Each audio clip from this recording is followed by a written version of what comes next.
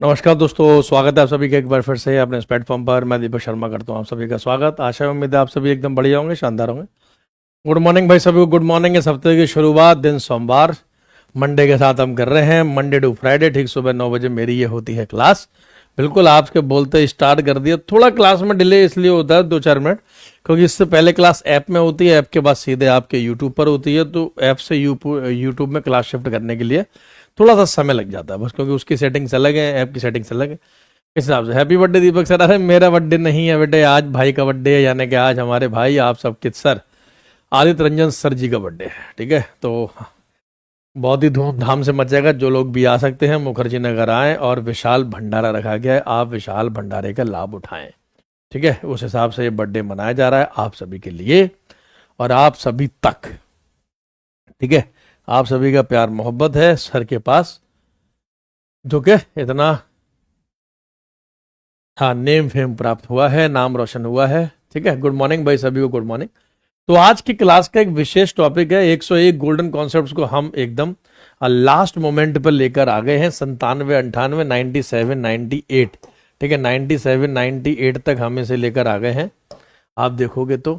और बस इसके बाद 99, 100 और 101, एक गोल्डन कॉन्सेप्ट की क्लास, मतलब 3 गोल्डन कॉन्सेप्ट आपके और रह जाएंगे। ठीक है, तो उसको हम मतलब करेंगे एक साथ। 2 टॉपिक्स को हम लोग पढ़ेंगे एक साथ। 2 टॉपिक्स कितने? एक साथ 2 टॉपिक्स आज हम करेंगे, और बेस्ट 20 एमसीक्यू के साथ, मतलब करीबन ये आएंगे बेस्ट 20 सवालों के साथ ताबड़तोड़ आपके लिए बहुत ही बेहतरीन क्वेश्चंस, मतलब यहां पर होगा जीएस स्पेशल में। तो बात यह है कि कौन से आज के टॉपिक है, कौन सा आज के ऐसा टॉपिक है गोल्डन कॉन्सेप्ट में जिसे आप लोग पढ़ने के लिए जा रहे हो। तो गोल्डन कॉन्सेप्ट नंबर है 97। तो 97 जो गोल्डन कॉन्सेप्ट है, 97 में हम और आप मिलकर पढ़ेंगे किसको? रिवॉल्यूशन को। अभी देखो, अभी पर्दा हटाता हूं, रिवॉल्यूशन बोले तो क्रांति। अरे बॉबी देओल की आश्रम वाली क्रांति नहीं, ये क्रांति अलग है। सर इन कॉन्सेप्ट्स में मिक्स टेस्ट भी करवा दीजिए। छत्रपति जी ने 20 रुपए डोनेट किए, थैंक यू सो मच यार बच्चे। लेकिन अगर आप ये सब नहीं भी करते तो भी कोई बात नहीं, लेकिन बहुत बहुत शुक्रिया आपका इतना प्यार देने के लिए। ये आपके 20 रुपए नहीं, ये मेरे लिए भाई 20 लाख के बराबर है। ट्रस्ट में विश्वास करो आप इस बात को, क्योंकि मैं समझ सकता हूं कि एक बच्चे का प्यार दिखाने का तरीका मतलब अलग है। ठीक है, तो रिवॉल्यूशन यानी क्रांति, लेकिन ये हिस्ट्री वाली क्रांति नहीं है, ये इतिहास वाली क्रांति नहीं है, ये और कोई भी क्रांति नहीं है, पॉलिटी की क्रांति नहीं है, ये राजनीतिक व्यवस्था की क्रांति नहीं है। ये क्रांति आपकी या तो एक जीके की हो सकती है। तो स्टैटिक जीके में एक प्यारा सा टॉपिक है रिवॉल्यूशन, क्रांति। लेकिन कौन सी क्रांतियां? एग्रीकल्चरल रिवॉल्यूशन, मतलब कृषि क्रांति।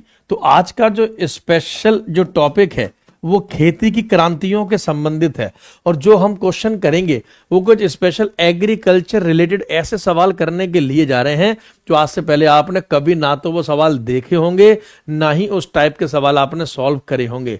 ऐसे क्वेश्चंस आज मैं आपको कराने के लिए जा रहा हूं। 2 लाख मुझे दे दीजिए सर। अरे सब कुछ आपका है, कहां भाई 2 लाख के चक्कर में बड़े हो, कोई नहीं है टक्कर में, मत पड़ो किसी के चक्कर में। तो रिवॉल्यूशन यानी कि जैसे मैं अभी आपको एक छोटा सा एग्जांपल दूं, मान लो कि हम व्हाइट रिवॉल्यूशन की बात कर रहे हैं कि भाई एक व्हाइट रिवॉल्यूशन आया, एक श्वेत क्रांति आई, एक सफेद क्रांति आई।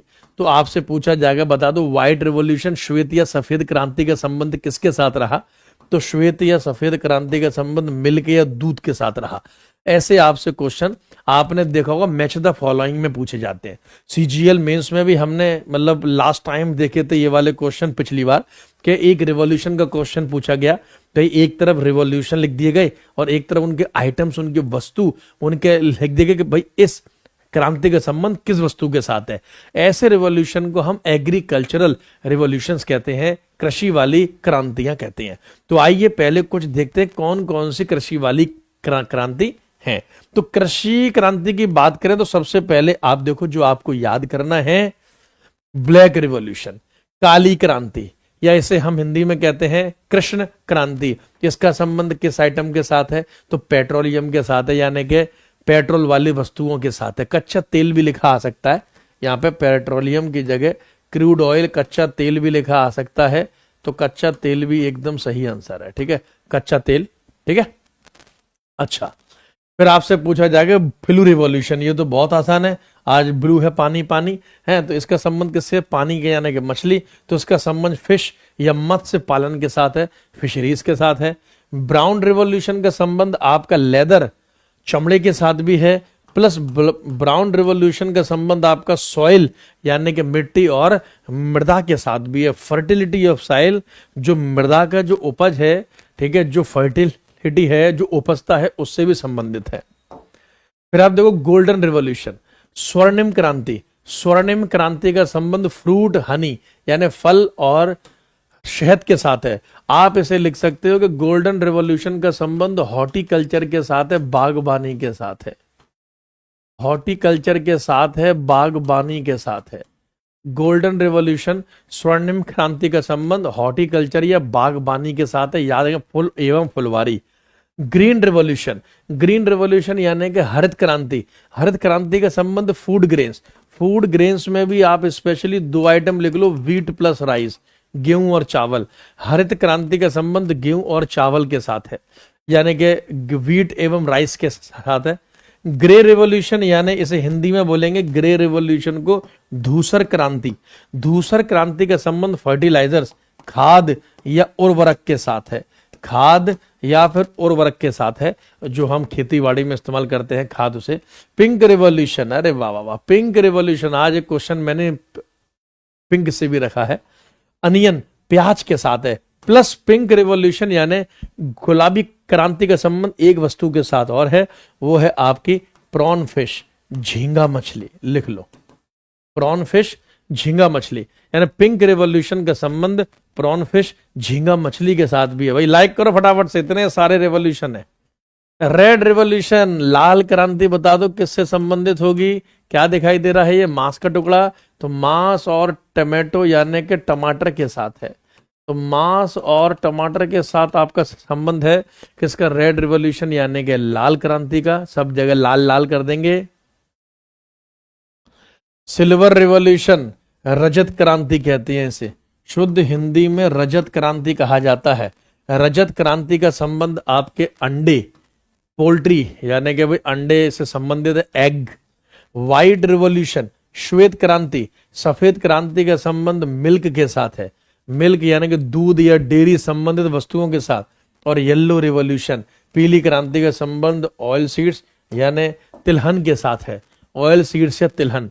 तो ऐसी कुछ ये क्रांतियां हैं जो आपको याद करनी पड़ेंगी। ठीक है, तो भाई किसका रंग, अगर इतने भी आपको रंग याद है तब भी आप बहुत सारे क्वेश्चन एकदम ठीक मार दोगे, क्योंकि आपको पता है कि ये क्रांति मैंने पढ़ी है, ये क्रांति मैंने पढ़ी है, ये क्रांति मैंने पढ़ी है, ऐसी ऐसी क्रांतियां मैंने अपनी जिंदगी में पढ़ी हुई है। ठीक है, तो ये आप आसानी से मार दोगे। यहीं से क्वेश्चन आपका क्या बनता है? जैसे क्वेश्चन आपका मतलब बनता है फादर ऑफ, पहले एक छोटी थ्योरी देखो फिर सीधे क्वेश्चंस पे आ रहे हैं हम लोग। ग्रीन रिवॉल्यूशन मतलब हरित क्रांति के पिता बता दो। हरित क्रांति के पिता, पापा, जनक, डैडी। हरित क्रांति के पिता, पापा, जनक, डैडी। तो इंडिया के केस में आपसे 2 ही फादर पूछे जाते हैं, या तो व्हाइट रिवॉल्यूशन के या फिर ग्रीन रिवॉल्यूशन के। तो ग्रीन रिवॉल्यूशन तो इतना महत्वपूर्ण है हमारे यहाँ कि एक तो वर्ल्ड में यानी कि विश्व में हरित क्रांति के पिता अगर पूछे जाएं तो उनका नाम है नॉर्मन बोरलॉग। एक तो ये याद कर लेना, Norman Borlaug is the father of the green revolution in the world. विश्व में हरित क्रांति के पिता किस देश के रहने वाले थे? तो यूएसए यानी कि अमेरिका के। और इंडिया में हरित क्रांति के पिता अगर आपसे पूछे जाएंगे हिंदुस्तान में बताओ, भारत में, तो आंसर आपका हो जाएगा doctor M S Swaminathan. M S Swaminathan, ये इंडिया में है। ठीक है, तो father of green revolution. Green revolution यानी कि हरित क्रांति इंडिया में आई कब? तो 1966-67, 1966-67 में हिंदुस्तान में हरित क्रांति देखने के लिए मिली। हेमंत कुमार जी, इसकी पीडीएफ आपको जीएस बाय दीपक शर्मा के नाम से टेलीग्राम चैनल है, वहां मिल जाएगी। बाकी रैंकर्स गुरुकुल ऑफिशियल टेलीग्राम है, वहां पर भी आपको इसकी पीडीएफ मिलेगी। ठीक है, यहीं से क्वेश्चन आपका मतलब उठता है, एक और क्रांति के फादर बताओ, पिता बताओ, एक और क्रांति के फादर या पिता कौन से? व्हाइट रिवॉल्यूशन मतलब श्वेत क्रांति या सफेद क्रांति? तो श्वेत क्रांति के पिता बताओ। तो श्वेत क्रांति के पिता वी कुरियन। कौन से भाई? वी कुरियन। वी कुरियन साहब यानी Verghese Kurien, Verghese Kurien, father of white revolution. और व्हाइट रिवॉल्यूशन का संबंध कौन से आइटम के साथ है? पहले ही मैंने आपको बताया, मिल्क यानी कि दूध के साथ है।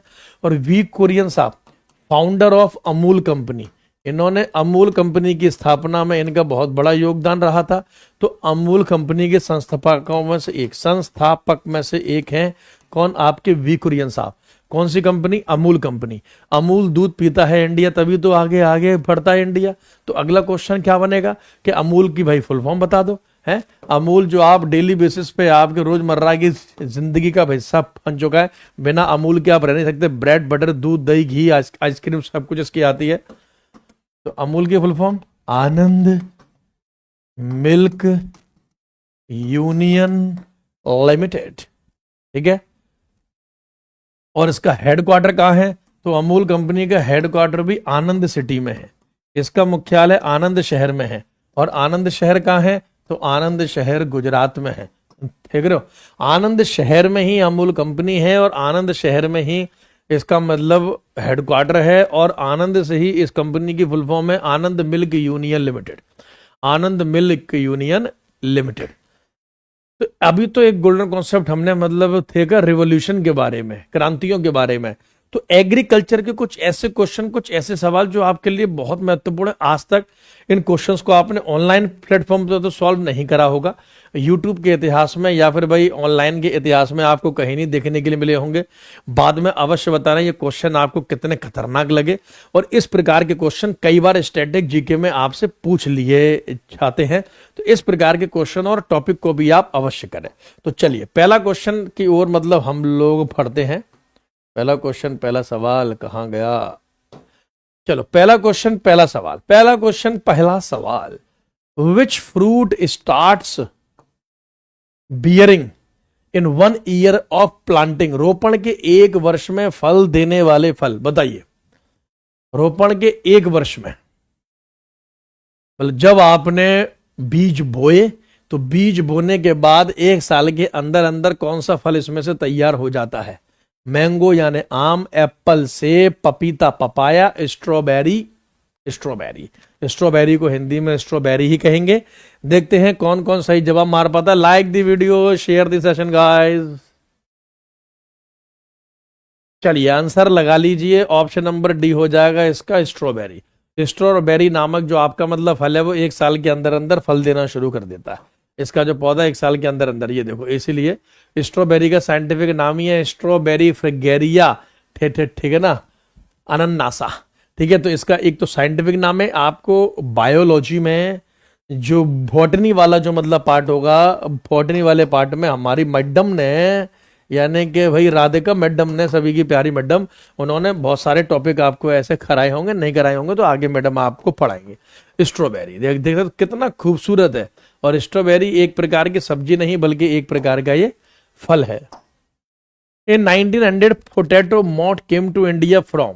1900 में आलू का कीट भारत में आया था, बताओ कहां से? इटली में, आयरलैंड, इटली से, आयरलैंड से, अमेरिका से या फिर न्यूजीलैंड से? 1900 में 1900 में आलू का कीड़ा आ गया था, कीट आ गया था इंडिया में। देखो आलू लेकर कौन आया इंडिया में? ठीक है। तो potato was introduced by Portuguese. याद कर लेना कि आलू हमारे यहां सबसे पहले पुर्तगाली लेकर आए थे। पुर्तगाली आलू लेकर आए थे इंडिया में। एक तो आप ये याद कर लेना, पुर्तगालियों के द्वारा आलू की खेती शुरू हुई। आलू इंडिया का ओरिजिनल सब्जी नहीं है, उत्पादन नहीं है, ये पुर्तगालियों का है। पुर्तगाल से इंडिया आया था लगभग 17वीं सेंचुरी में, 17वीं शताब्दी में। और इंडिया में इसका कीट यानी कि इसका मॉट, इसका कीटाणु जो आलू के अंदर जाकर उसे खराब कर देता है, ये इटली से आया था। ये इटली से आ गया था। मतलब हो सकता है कि किसी मतलब आलू का एक्सपोर्ट इंपोर्ट हो रहा हो और उसका जो बीज हो फिर यहां पर आके उसमें शामिल हो गया, हमारे एनवायरमेंट में भी आ गया और आलू की फसलों में भी शामिल हो गया। ठीक है, इटली से आया था, याद रखना। दो, the potato was introduce to India by Portuguese sailor, ठीक है, 17वीं सेंचुरी, 17वीं शताब्दी में पुर्तगाली लोगों के द्वारा आलू की खेती की शुरुआत मतलब हुई थी, और इसे इटली इंडिया मतलब लेकर आए थे इटली वाले। कैपिटल ऑफ इटली रोम है। और आज आप देखो कि जो आलू इंडिया का है भी नहीं, वो इंडिया की कितनी महत्वपूर्ण फसल बन चुका है। हर चीज में आलू चलता है, बिना आलू के कोई भी सब्जी अधूरी है, चाहे वो गोभी आलू हो, बैगन आलू हो, ठीक है, आपका गाजर आलू हो, मटर आलू हो, या सिर्फ आलू ही हो, आलू के पराठे हो, आलू के पकौड़े हो, आलू का टिक्की बर्गर हो। The pungency in the radish is due to, बताओ। हाँ, आज मैक्सिमम क्वेश्चन में मोई मोई होने वाला सबका, देखते किस किसका नहीं होगा। मूली में तीखापन किसके कारण होता है? बताओ भाई, कैप्सेंथिन के कारण, सल्फर की वजह से, या आइसोथियोसाइनेट, या फिर नन ऑफ दीज। तीखापन बोलो, या फिर एक प्रकार की स्मेल भी आती है मूली में, वो किस वजह से आती है? या आपने शायद केमिस्ट्री में मतलब पढ़ा होगा, केमिस्ट्री इन एवरीडे लाइफ नामक एक चैप्टर है, आपने उसमें इसको अवश्य पढ़ा होगा, तो आप लिख लो नहीं नहीं, सल्फर की वजह से आती है। क्वेश्चन नंबर 3 का नंबर ऑप्शन नंबर सी हो जाएगा। ओ सॉरी माय मिस्टेक, आइसोथायोसाइनेट की वजह से आती है। हालांकि सल्फर भी उसमें प्रेजेंस होता है, ठीक है, लेकिन मुख्यतः ये जो तीखापन है, पंजेंसी जो है, वो आइसोथायोसाइनेट नामक एक कंपाउंड पाया जाता है मूली के अंदर, यानी कि रेडिश के अंदर, जो कि उसके अंदर तीखापन लेकर आता है। ये देखो, इस प्रकार से मूली है। मूली आपने कई लोगों ने देखो, ये भी मूली है, एक प्रकार की पिंक कलर की भी आती है मूली, जो कि बाहर की कंट्रीज में चलती है, इंडिया में भी उसको मतलब हम लोग इंपोर्ट कराते हैं, ठीक है,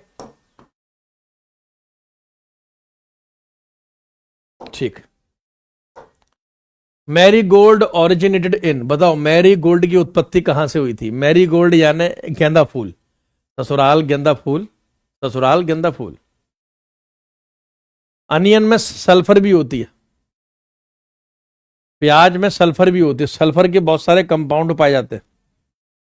हाँ जी, मैरी गोल्ड की उत्पत्ति, गेंदा फूल की उत्पत्ति यूरेशिया, मैक्सिको, चाइना और भारत। ध्यान रखो, मेरा उद्देश्य आपको इंप्रेस करना नहीं है कि भाई आपको क्लास में मजा आए, आप इंप्रेस हो, नहीं, ये उद्देश्य नहीं है। उद्देश्य है कि एग्जाम ओरिएंटेड के हिसाब से आपकी तैयारी होनी चाहिए, चाहे आपको सवाल पसंद आए या ना आए। इसलिए क्वेश्चंस वो करो जो बिल्कुल नए हैं, क्वेश्चन वो करो जो कि एग्जाम के ट्रेंड के हिसाब से हैं। चलो आप लिख लो, मैक्सिको से है। सवाल नंबर 4 का आपका आंसर है ऑप्शन नंबर बी, मैक्सिको से है मैरी गोल्ड गेंदा फूल। मैक्सिको यानी कि सेंट्रल अमेरिका का पार्ट है, मध्य अमेरिका का पार्ट है, ठीक है, सेंट्रल अमेरिका, मध्य अमेरिका। ये देखो, मैरी गोल्ड यानी गेंदा का जो मतलब फूल है, वो 2 देशों से मतलब उठा है, एक मैक्सिको और एक ग्वाटेमाला। मैक्सिको और ग्वाटेमाला नामक देश दोनों सेंट्रल अमेरिका, मध्य अमेरिका के मानचित्र पे आपको मैप पे मतलब दिखाई दे जाएगा। सर, हम आपकी क्लास से डेली कुछ ना कुछ सीखते हैं, और टेस्ट में मार्क्स भी इंप्रूव हुआ है, टेस्ट भी इंप्रूव होगा, भी टेस्ट क्वालिफाई भी होगा, चिंता मत करो आप। देखो, ये इस सेंट्रल अमेरिका के मैप को आप जरा ध्यान से देखो, ठीक है, ये कैरेबियन सी दिखाई दे रहा होगा, कैरेबियाई सागर, ये पैसिफिक ओशियन है, प्रशांत महासागर। ये देश है मैक्सिको, ये पीला वाला देश जो दिखाई दे रहा है, ये है ग्वाटेमाला, ये है ग्वाटेमाला। ग्वाटेमाला बहुत फेमस मतलब देश है आपका, ठीक है, सेंट्रल अमेरिका में। तो सेंट्रल अमेरिका में मैक्सिको, अब मैक्सिको की कैपिटल राजधानी तो है मैक्सिको सिटी। कितनी आसान है, मैक्सिको की राजधानी मैक्सिको सिटी। सेंट्रल अमेरिका का ही एक और देश है ग्वाटेमाला, और अच्छी बात यह कि ग्वाटेमाला की भी कैपिटल राजधानी है ग्वाटेमाला, इसकी कैपिटल भी यही है ग्वाटेमाला। याद रखना, ग्वाटेमाला देश की राजधानी भी, आपकी कैपिटल भी ग्वाटेमाला ही है। The yellow colour in onion is due to the pigment, प्याज में पीला रंग वर्णक के कारण होता है, बता दो किसके कारण? प्याज में पीला रंग किसकी वजह से? कैरोटीन, क्वेरसिटीन, लाइकोपीन, या नन ऑफ दीज, इनमें से कोई नहीं। प्याज में पीला रंग किसकी वजह से होता है? कई आपने जब प्याज के छिलके उतारते होगे तो उनके छिलके पे पीलापन छा जाता है, उनके छिलके पर पीलापन छा जाता है। लाओ मैं इमेज दिखा दूं, कुछ को लगेगा सर हमने तो ऐसी प्याज कभी जीवन में देखी नहीं। ये देखो, कुछ प्याज ऐसी भी मतलब होती है, और मैक्सिमम प्याज आपको ऐसे ही देखने के लिए मिलेंगे, पिंक, थोड़ी सी पीली सी मतलब हो जाएंगी, ठीक है, तो पीलापन जो प्याज के अंदर मतलब पाया जाता है वो किसकी वजह से पाया जाता है, वो किसकी वजह से पाया जाता है, तो वो क्वेरसेटिन नामक एक पिगमेंट होता है, ठीक है, एक का कंपाउंड होता है, उसकी वजह से ये पीलापन आता है। लेकिन मैं आपको एक कमेंट बॉक्स के लिए एक होमवर्क दे रहा हूं, ये आप मुझे बताना अपने साइंस के टीचर्स से पूछकर, बोलना दीपक सर ने पूछा है कि प्याज में जो पिंक कलर जो है, प्याज में जो पिंक कलर जो है, यानी गुलाबी रंग जो आता है, पीले के अलावा एक ना गुलाबी रंग जो आता है वो किस वजह से आता है, गुलाबी रंग जो आता है वो किस वजह से आता है, ठीक है, समझ में आ गया, वो किस वजह से आता है। और अभी मैंने आपको बताया कि प्याज से संबंधित है आपकी पिंक रिवॉल्यूशन, याद आया, गुलाबी क्रांति, गुलाबी क्रांति का संबंध प्याज के साथ है। और आज की शर्ट भी आपकी हल्की हल्की गुलाबी दिखाई दे रही होगी, हालांकि इस शर्ट का असली कलर है लेवेंडर, ठीक है, लेवेंडर कलर की ये शर्ट है, लेकिन फिर भी हम इसे पिंक रिवॉल्यूशन के साथ, गुलाबी क्रांति के साथ जोड़ सकते हैं। चलो भाई, छठवां क्वेश्चन आपका मोए मोए करेगा। Pant, Anupama, Arka, Komal, blue lake are the varieties of, ये तीन प्रकार की बताओ वैरायटी किसकी है। इंडियन बीन यानी कि भारतीय फली की, फ्रेंच बीन फ्रांसीसी फली की, मॉट बीन मॉट फली की, नन ऑफ दीज इनमें से कोई नहीं, नन ऑफ दीज इनमें से कोई नहीं, बताओ किस फली की है। ये तीन प्रकार की वैरायटी किस फली की आती है इंडिया में। एग्रीकल्चर स्पेशल है ये, देखो फली फली फली, मैं एक बार जो इसका आंसर है आपको ना इमेज में दिखा देता हूं, हिंट हिंट देता हूं, हालांकि नकल के लिए भी अकल चाहिए, इशारा हर कोई नहीं समझता, हर कोई इशारा समझता तो हर कोई शादीशुदा होता। ये क्वेश्चन फर्स्ट टाइम है आज के, आप बहुत से क्वेश्चन फर्स्ट टाइम सुनोगे। चलिए, जो मैंने आपको फोटो दिखाई that is the French bean, वो आपकी फ्रांसीसी फली थी। आज ही आप मतलब हम मार्केट में जाएं, हालांकि दुकान वाले को ये मत बोल देना कि भैया फ्रेंच बीन दे दो, उस बेचारे सब्जी वाले को नहीं पता है कि फ्रेंच बीन क्या होती है। इतना ही पता होता तो वो आपकी और हमारी तरह मतलब सरकारी नौकरी की तैयारी कर रहा होता या फिर सरकारी कर्मचारी होता, ठीक है, एक अच्छी नौकरी में होता, सब्जी नहीं बेच रहा होता, ठीक है, उसको सिर्फ बोला भैया बीन्स दे दो, यानी कि फली आप मतलब दे दो। अब देखना उसकी दुकान पे बहुत सारी फली रखी होंगी, तो तब आप मतलब डिफरेंशिएट कर पाओगे ये फ्रेंच बीन है यानी कि ये फ्रांसीसी बीन है। हसन बेटा सरनीश, बहुत दिन के बाद आई बेटा, तो पूसा फाल्गुनी, पूसा बरसाती, पूसा दो फासली और पूसा ऋतुराज, बताओ किसकी किसकी वैरायटी है, ये किसकी फसल की वैरायटी है बताओ। ये सब के सब आपके वैरायटी है, किस में किसकी, ब्रिंजल बैंगन की, पी मटर की, फ्रेंच बीन यानी कि फ्रांसीसी जो फली है उसकी, या फिर काउपी की यानी कि लोबिया की, जल्दी बताओ, काउपी, लोबिया या फिर कुछ भी आप समझो। देखो फ्रेंच बीन है इसका मतलब ये नहीं कि वो फ्रांसीसी होगी, काउपी है तो इसका मतलब ये नहीं कि गाय की मटर होगी।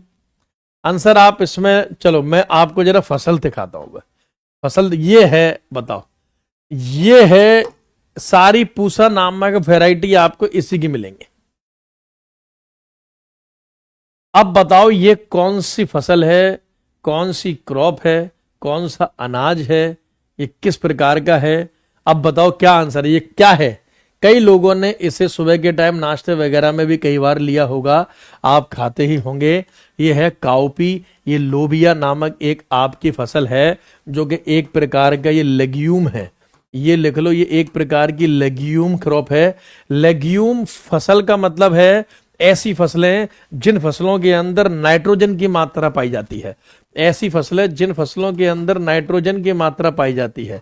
तो जिन फसलों में नाइट्रोजन की मात्रा पाई जाती है ऐसी फसलों को हम लेग्यूम क्रॉप्स कहते हैं, जैसे कि दाल, सोयाबीन, चना, ये सब आपकी लेग्यूम क्रॉप्सेस हैं। पल्सेस, ग्राम यानी कि चना, सोया, काउपी, ठीक है।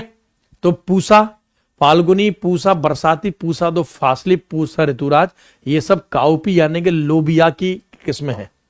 सवाल number 8, which country ranked first in export of floricultural products in the world, विश्व में पुष्प उत्पादों के निर्यात में कौन सा देश प्रथम स्थान पर है? South America, Netherlands, Pakistan, India. सवाल नंबर 8 आप सभी के सामने है। वेरी गुड, बहुत ही प्यारा क्वेश्चन आपसे पूछा जा रहा है। फ्लोरिकल्चर यानी कि फुलवारी के मामलों में, ठीक है ना, फूलों के मामलों में कौन से देश का उत्पादन सबसे अधिक है? पहले नंबर पे है।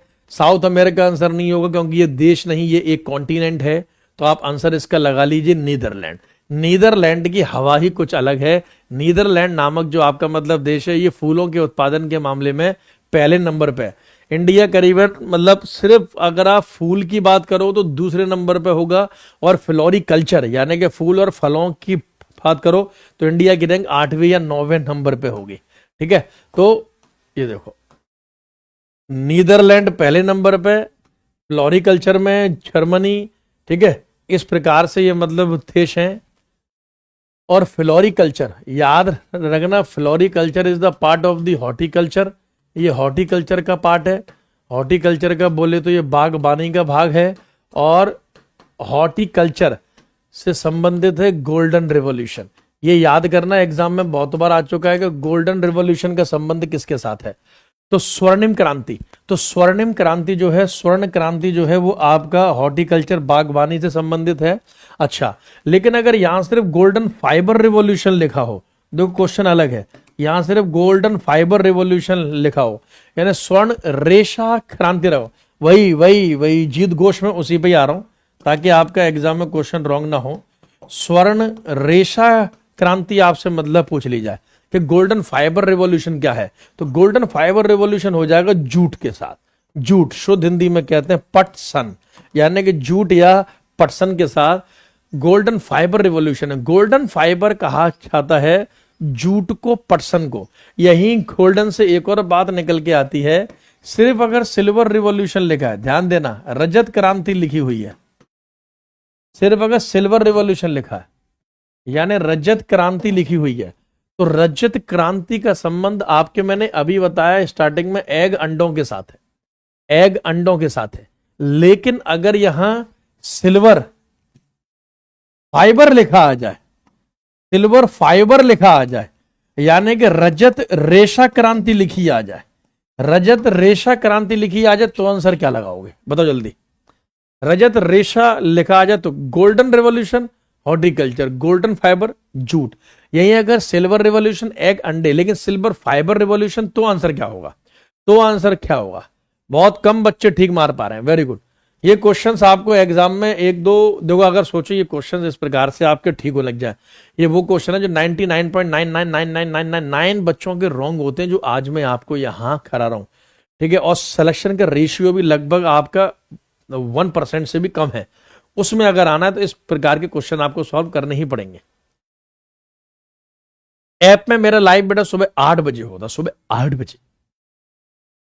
याद रखना, सिल्वर फाइबर कॉटन है, कपास है, सिल्वर फाइबर कॉटन है, कपास है, तो गोल्डन फाइबर जूट पटसन, और सिल्वर फाइबर आपका कॉटन यानी के कपास। गुड मॉर्निंग भाई, गुड मॉर्निंग। ठीक है, नीदरलैंड की राजधानी कैपिटल क्या है? इसकी राजधानी है एम्स्टर्डम। सवाल number 9, 0% of protein in potato is. देखो आलू कितना महत्वपूर्ण है एग्जाम के लिए, बताओ आलू में रिक्त परसेंट प्रोटीन पाया जाता है, कितना परसेंट प्रोटीन आलू में पाया जाता है?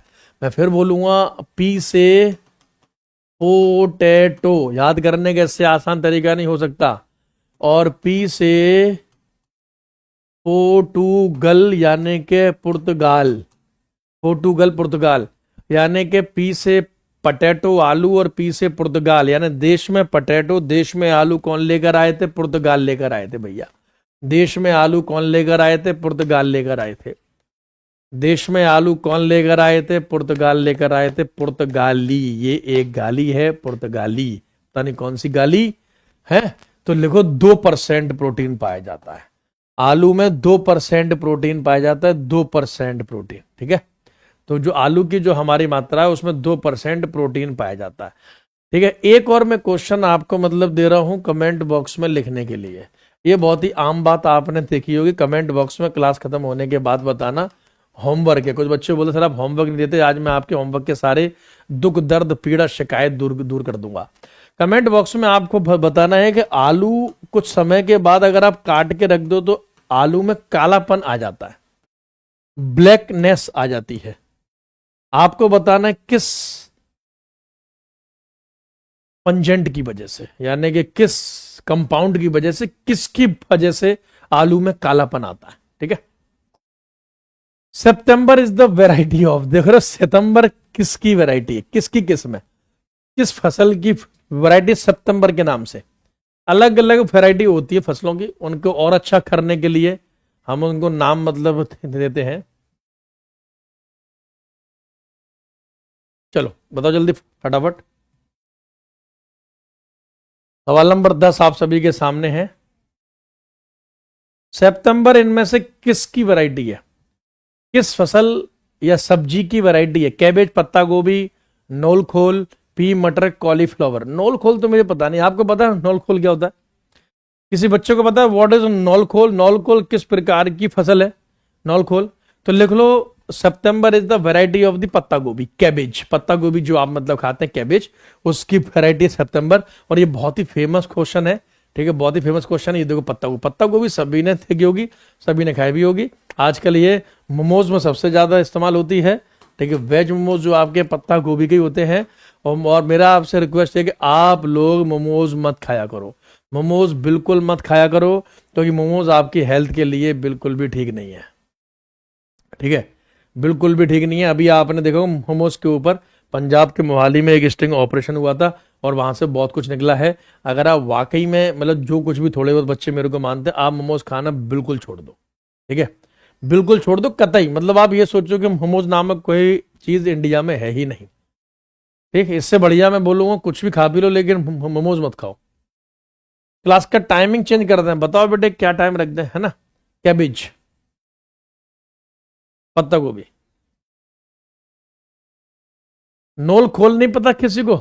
चलो अगर पता लग जाए वीडियो के कमेंट बॉक्स में लिख देना।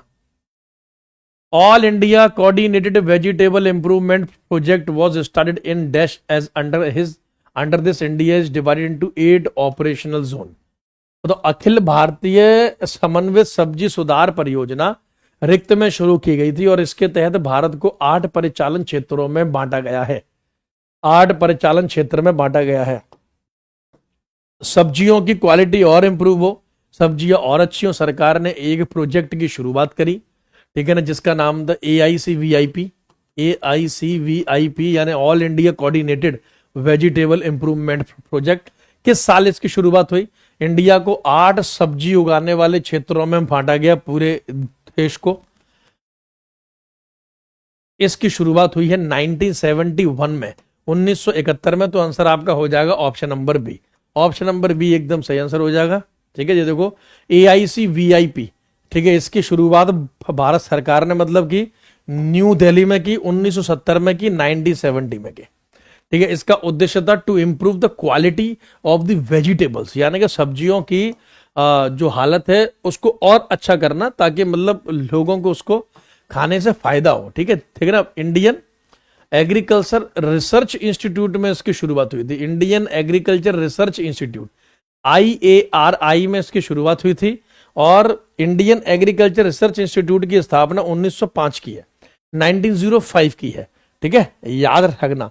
और ये जो IARI नामक जो इंडियन एग्रीकल्चर रिसर्च इंस्टीट्यूट है, जो 1905 में करजन के समय में ये जो आया था, इसका हेडक्वार्टर मुख्यालय आपको न्यू दिल्ली में मिलेगा। ये न्यू दिल्ली नई दिल्ली में है। तो न्यू दिल्ली नई दिल्ली में है, पूसा रोड पर है। इसका मुख्यालय जो है पूसा रोड पर है। पूसा रोड यानी कि करोल बाग में है। ठीक है, Karol Bagh. Tip top variety related to, बता दो टिप टॉप किस्म किससे संबंधित है? टिप टॉप किस फसल की वैरायटी है? चिल्ली, चिली यानी मिर्च, टमाटो टमाटर, ब्रिंजल बैंगन, कैबेज पत्ता गोभी। जल्दी, शाबाश, वेरी गुड।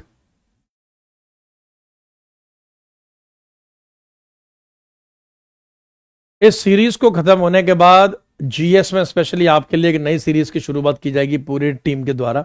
तो उसके लिए दिल थाम के बैठिएगा, एक नई और बेहतरीन सीरीज के लिए आप सभी के लिए कंप्लीट हिस्ट्री और इकोनॉमिक्स पढ़ना है तो बेटा ऐप में बैठ सर, ऐप पर आदित्य रंजन सर पढ़ाते हैं तो आपका क्लास छूट जाता है। अच्छा क्यों, मेरा और उनका टाइमिंग सेम थोड़ी ना, मैं तो बेटा सुबह पढ़ाता हूं और सर पढ़ाते हैं रात को। चलिए चलिए चलिए चलिए चलिए चलिए चलिए चलिए चलिए आंसर लगा ली। टमाटो टमाटर टिप टॉप, भाई टमाटर ही ऐसी फसल है। वो एक आपने आप भी हाल ही में एक मीम भी देखा होगा, एक शॉर्ट मतलब हाईलाइट हुआ था, आहा टमाटर बड़े मजेदार, आहा टमाटर बड़े मजेदार, है ना। तो वो टिप टॉप आप उसी से आईडी लगा लो और देखो टिप टॉप वैरायटी वाले टमाटर अलग ही दिखाई दे जाएंगे आपको। ये इस प्रकार से एकदम लाल और गोल होंगे, एकदम लाल और गोल होंगे। ऐसी वैरायटीज के टमाटरों को हम टिप टॉप कहते हैं।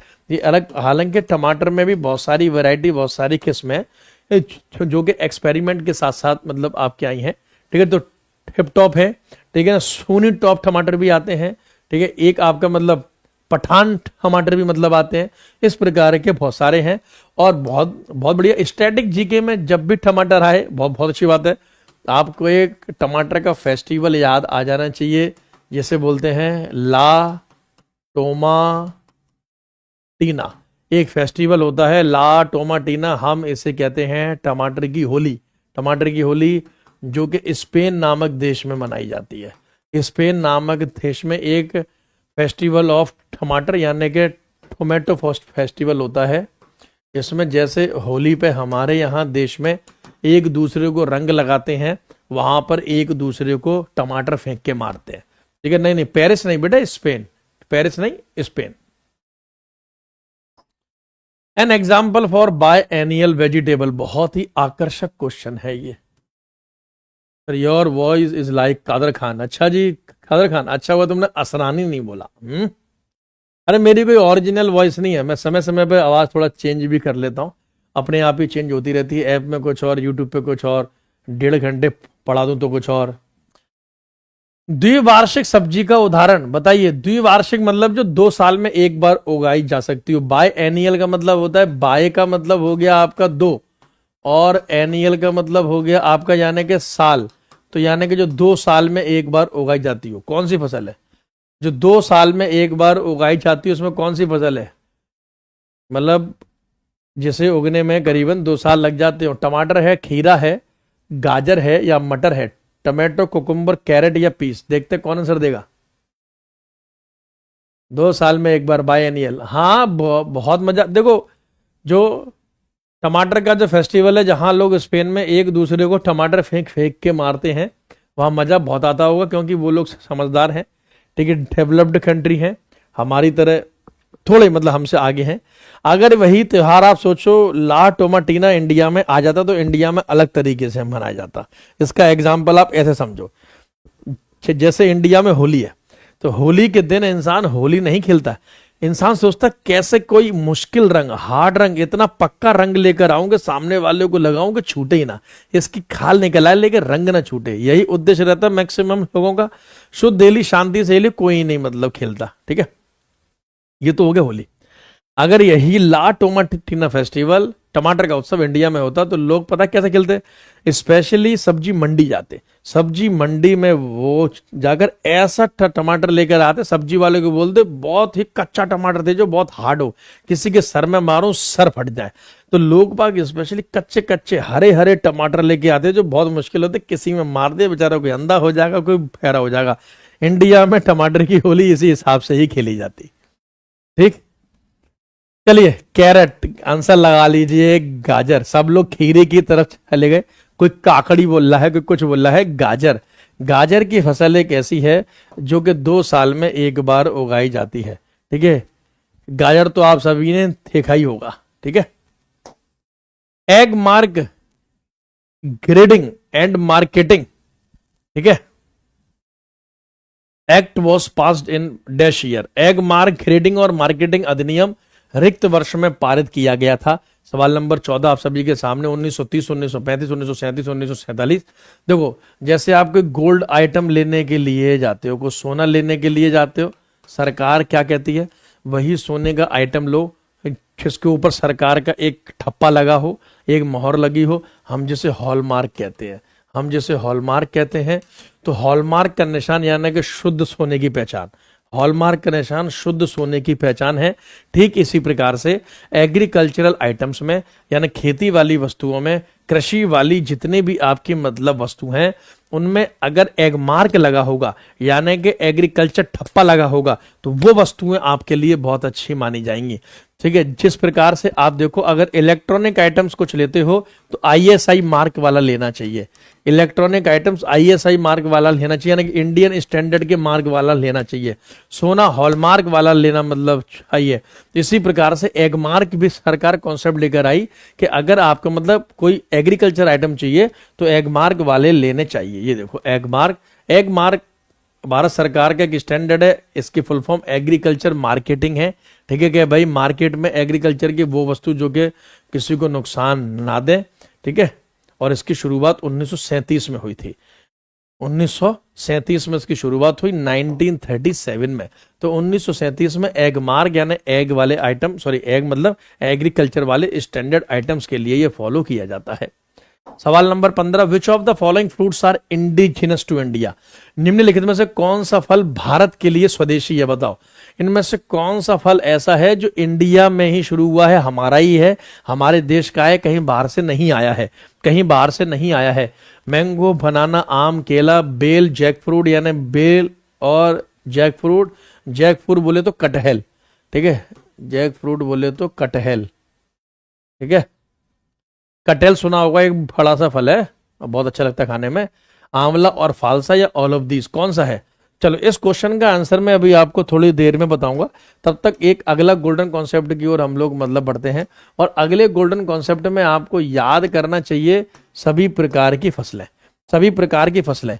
आपको पता है कि इंडिया में क्रॉप सीजन है, यानी कि फसलों के मौसम है, और इंडिया में 3 प्रकार के फसलों के मौसम है, या हमारे यहाँ 3 प्रकार की फसलें होती हैं। ठीक है, एक है रबी क्रॉप्स यानी कि रबी की फसलें, पहले जरा इनको समझो। एक है आपकी रबी क्रॉप्स यानी रबी की फसलें। रबी की फसलों की अगर हम बात करें तो ऐसी फसलें जो कि अक्टूबर नवंबर के महीने में बोई जाती हैं और मार्च अप्रैल में काट लिया जाता है, मार्च अप्रैल में काट लिया जाता है। इसमें सबसे मुख्य फसल है आपकी वीट, गेहूं, हालांकि इसमें और भी मुख्य फसलें हैं, बार्ले यानी जौ, मस्टर्ड, सरसों।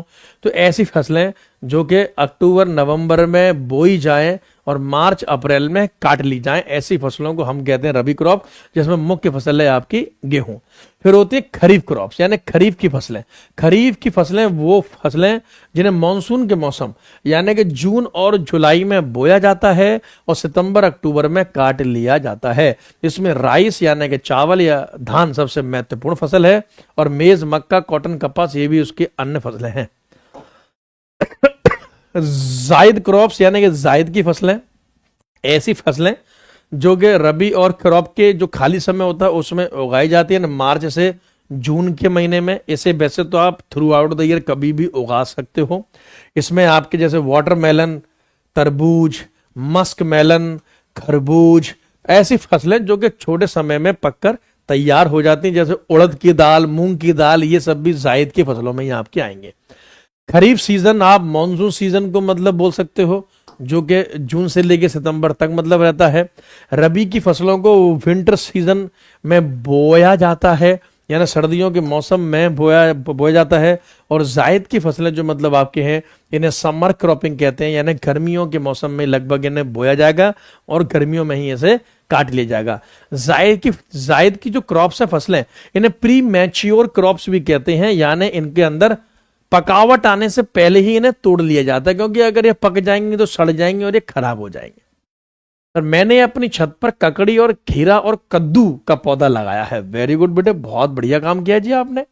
ठीक है, तो जब भी आप एग्जाम में जाओ फसलों को अवश्य करके जाओ। फसलों को अगर आप नहीं कर रहे हैं तो कहीं ना कहीं आप मतलब एक क्वेश्चन छोड़ रहे हैं। एग्रीकल्चर में ये तो वो क्वेश्चन है जो कि आपने कहीं नहीं देखे होंगे। अच्छा, इस क्वेश्चन पे थे हम लोग, तो आप आंसर लगा लो ऑल ऑफ दी अबव। सारी की सारी ये फसलें इंडियन फसलें हैं। कैसा लगा मेरा जवाब? हिला डाला ना? ठीक है, सवाल नंबर जो 15 है इसका आंसर डी है। ये सारी की सारी फसलें जो मतलब आपकी हैं ये आपकी इंडियन है, यानी कि आम भी इंडिया का है, आपका केला भी इंडिया का है, बेल भी इंडिया का है, कटहल भी इंडिया का है, आंवला भी है और फालसा भी है। कुछ बच्चे पूछ रहे फालसे क्या होते हैं। फालसे आपने खाए होंगे, पेड़ के ऊपर मतलब लगते हैं। फालसे एक प्रकार के जामुन की तरह ही कुछ मतलब होता है, छोटे छोटे होते हैं फालसे। जामुन थोड़े बड़े बड़े होंगे। अगर कुछ बच्चों ने खाए होंगे तो वो मतलब बताएं, ठीक है। बेल का जूस, बेल अभी देखो गर्मियों का आ जाएगा मौसम, बेल का जूस तो आप ये समझो आम आदमी के लिए एकदम ब्रह्मास्त्र है, रामबाण है। मतलब गर्मी से बचने के लिए बेल का जूस सबसे उपयोगी माना जाता है। और अभी देखना शहर और गांव दोनों स्तर पर, बड़े स्तर पर बेल का जूस मिलना शुरू हो जाएगा। पीला पीला सा होता है ये फल, इसके अंदर से निकालते हैं गूदा, पानी वगैरह ऐड करते हैं, फिर इसे जूस बना के आप तक पहुंचाया जाता है। The Indian board of wildlife was constituted in, बताओ भारतीय वन्य जीवन बोर्ड का गठन किया गया था कब? कब किया गया था? 1953, 1954, 1952, 1960। Indian board of wild life, Indian board of wild life की स्थापना आप लिख लो 1952, 1952 में इसकी स्थापना की गई। Indian board of wild life की, भारतीय वन्य जीवन बोर्ड की स्थापना मतलब हुई है, ठीक है। Wild life institute of India भी मतलब इसका एक मतलब भाग है। तो wild life institute of India तो आपका खैर 1982 का है और उसका हेडक्वार्टर देहरादून है।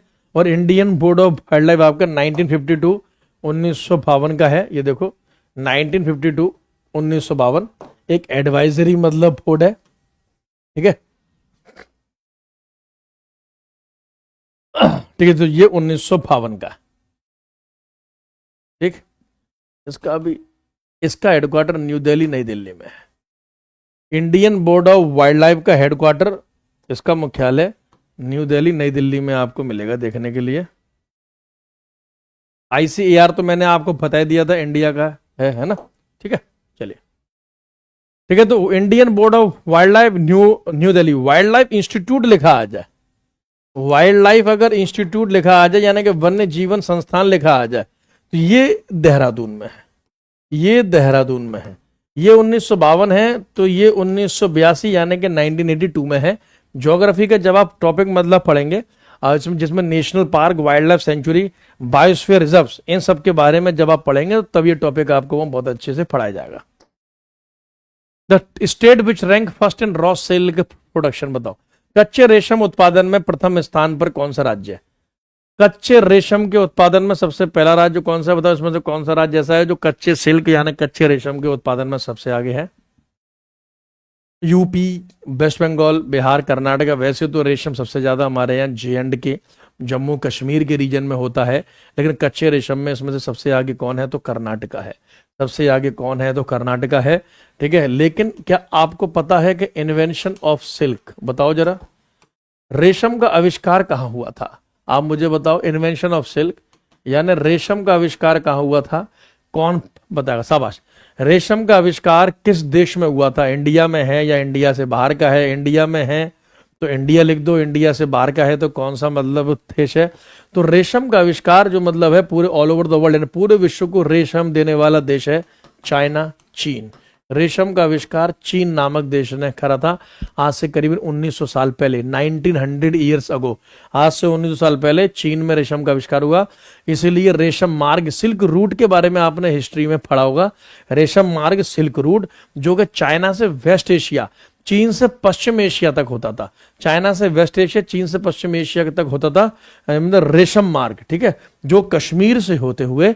और उस रेशम मार्ग को कंट्रोल किया था, नियंत्रण किया था किसने? हमारे यहाँ के राजा कनिष्क के द्वारा उसे कंट्रोल या नियंत्रित किया गया था। National research centre of integrated pest management is situated at, एकीकृत कीट प्रबंधन का राष्ट्रीय अनुसंधान केंद्र स्थित है यूपी यानी उत्तर प्रदेश में, पश्चिम बंगाल में, न्यू दिल्ली नई दिल्ली में, हरियाणा। हरियाणा कहां पर है भाई बताओ?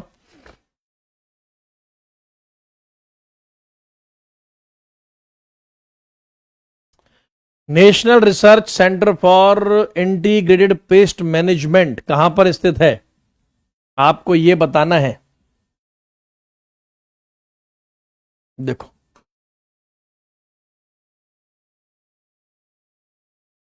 National research centre for integrated pest management की स्थापना 1988 की है।